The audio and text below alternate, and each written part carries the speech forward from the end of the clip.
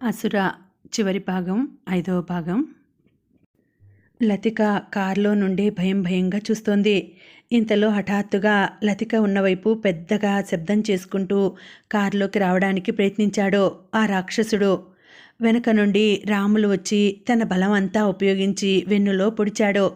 పెద్దగా అరుస్తూ రాముల్ని పట్టుకోబోయేంతలో గుండెల్లో పొడిచాడు రాములు. వెనక నుండి సాహిత్ వచ్చి ఇందాక దొరికిన తుపాకీతో కాళ్ల మీద కాల్చాడు. అరుచుకుంటూ పొదల్లోకి వెళ్ళాడు.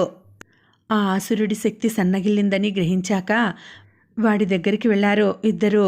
ఇంకా అరుస్తూనే వాళ్ళ మీదకు దాడికి ప్రయత్నించాడు ఆ రాక్షసుడు.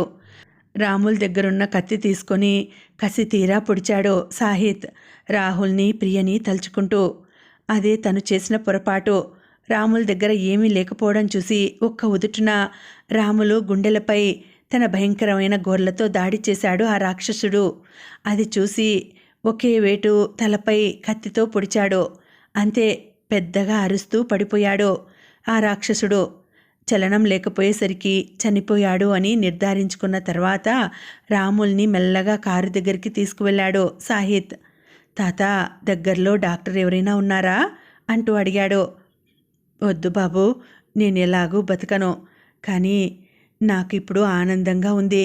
వాడిని చంపేశాము, అది చాలు నాకు అంటూ నవ్వుతూనే కళ్ళు మూశాడు రాములు. మెల్లగా తెల్లవారుతోంది.